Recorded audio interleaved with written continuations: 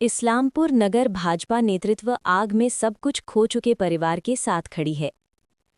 Islampur city मंडल भाजपा नेतृत्व उस परिवार के साथ खड़ी है जिसने इस्लामपुर में लगी भयानक आग में सब कुछ खो दिया।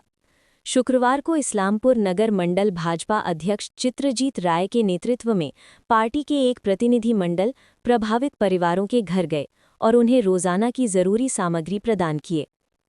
पता चला है कि इस्लामपुर शहर के वार्ड नंबर 13 की लोकनाथ कॉलोनी में बीते रात एलपीजी गैस सिलेंडर में लीक होने की वजह से आग लग गई। देखते ही देखते आग फैल गई और एक परिवार का घर और लगभग सारा फर्नीचर मूल्यवान सामग्री जलकर आग हो गया। इस घटना में परिवार का सब कुछ नष्ट हो गया है।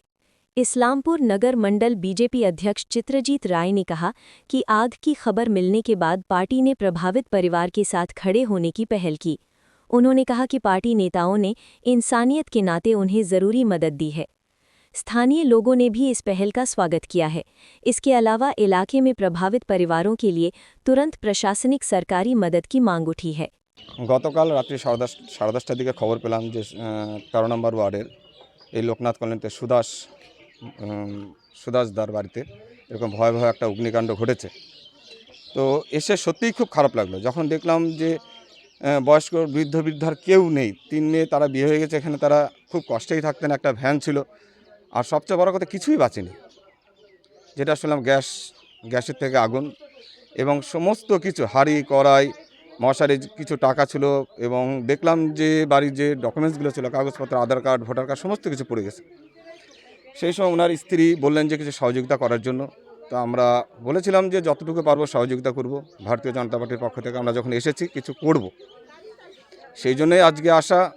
দেখুন, একটা ইসলামপুরের নাগরিক হিসাবে এটা আমাদের মৌলিক কর্তব্য যে সাধারণ লোক যারা বিপদে থাকবে তাদের পাশে দাঁড়ানো। সেই জন্যই আমরা সেই বোধটুকুর জন্যই শুধু আমরা আসা, এবং আমরা যতটুকু সাধ্য সেই পরিবারের পাশে দাঁড়িয়েছি। এবং আমরা যা যা দরকার, যা যা দেখেছি চোখে, যে ট্রাঙ্ক, এখানে হাঁড়ি কড়াই, তারপরে মশারি, খাট, আলমারি, বেড কভার, বেডশিট, চাল ডাল তেল, যা যা দরকার, যতটুকু সাধ্য ছিল আমাদের হয়েছে ততটুকু আমরা করেছি। তবে ইসলামের একটা মূল সমস্যা যে কোনো জায়গায় অগ্নিসংযোগ ঘটলে রাস্তা ছোট হওয়ার কারণেই দমকল বাহিনী টাইম মতো পৌঁছাতে পারছে না বলেই বড় দুর্ঘটনা ঘটছে। এই ব্যাপারটা আপনি কীভাবে দেখছেন? এটা সম্পূর্ণভাবে বলবো এটা পৌরসভার একটি গাফিলতি।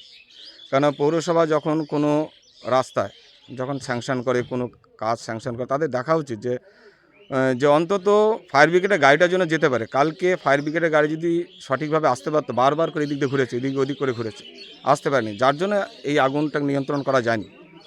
যদি রাস্তা ঠিক থাকতো, যদি ফায়ার ব্রিগেড গাড়িটি আসার জায়গা পেত উপযুক্ত, তাহলে কিন্তু এত বড় দুর্ঘটনা ঘটতো না। কিন্তু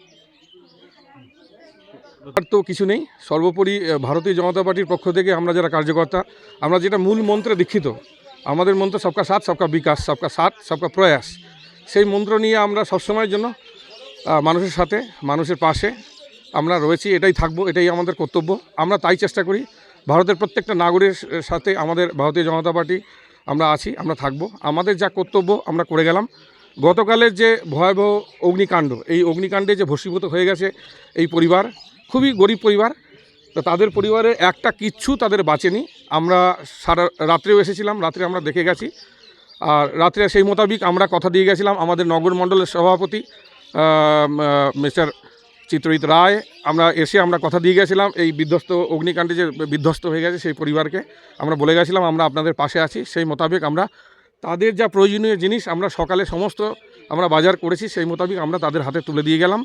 তো আমরা আরও চেষ্টা করব এনাদের যে মাথা গোজার যে ঠিকানাটা, সেই মাথা গোজার ঠিকানায় আপনারা দেখতে পাচ্ছেন পুরো ছাই হয়ে গেছে, এটাও যতদূর আমরা ব্যবস্থা করে দিয়ে যাব। সমস্ত কিছু তো আমার শেষ হয়ে গেছে, কিছু নেই, এক শার্ট আর একটা লুঙ্গি পড়ে যাচ্ছে, যা ছিল সব কিছু শেষ। আমারও গিয়েছে, আমার যার বাড়িতে আছি তারও সমস্ত জিনিস, অনেক জিনিস এখানটায় চলে গেছে। হ্যাঁ, আমি এখানে ভাড়া থাকি। এখন এসেছে বিজেপি পার্টির তরফ থেকে এসে আমাকে সাহায্য করে গেলেন, চৌকি, খাওয়ার, কাপড় চোপড়, বাসনপত্র। বাড়িও বানিয়ে দেওয়ার কথা বললেন, কি বললেন? হ্যাঁ, দিলে ভালো হবে। আমি তো এখন থাকবো কোথায়? আমার বাড়ির কাছে কোথায় যাবে? আমি ভ্যান চালাতাম। আপনি এখানে ভাড়া থাকতেন? হ্যাঁ, আমি এখানে ভাড়া থাকি। সকাল থেকে কিছু খেয়েছেন?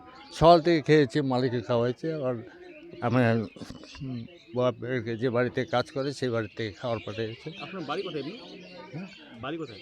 বাড়ি তো আমার এখানেই, বাড়ি আমার এখানে। আর অরিজিনাল হচ্ছে আমার বাড়ির জন্মস্থান হচ্ছে বাংলাদেশ। তখন আমি 1971 সাল থেকে আমি ভারতবর্ষে আছি। আমার সমস্ত ডকুমেন্ট এখানে ভারতবর্ষের মধ্যে। আপনার কয় ছেলে কয় মেয়ে? আমার 2 মেয়ে। মেয়েরা কি বিয়ে হয়ে গেছে? হ্যাঁ, 2 মেয়ের বিয়ে হয়েছে। আসছিল এখানে? হ্যাঁ, বড় মেয়ে আছে, সকাল থেকে বড় মেয়ে হচ্ছে, সকাল থেকে ছোটো জামাই আসছিলেন, ছোটো জামাই এই একটু আগে চলে গেল। আমার নাম সুদাস মহন্ত।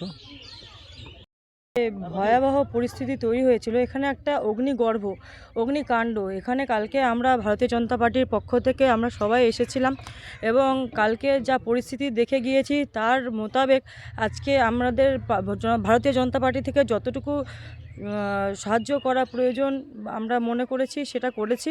প্লাস ভবিষ্যতেও আমরা এই যে বিষয়টা আজকে ঘটে গেল তার জন্য যেরকম সাহায্য দরকার আমরা ভারতীয় জনতা পার্টি থেকে সকলে সবসময় পাশে আছি।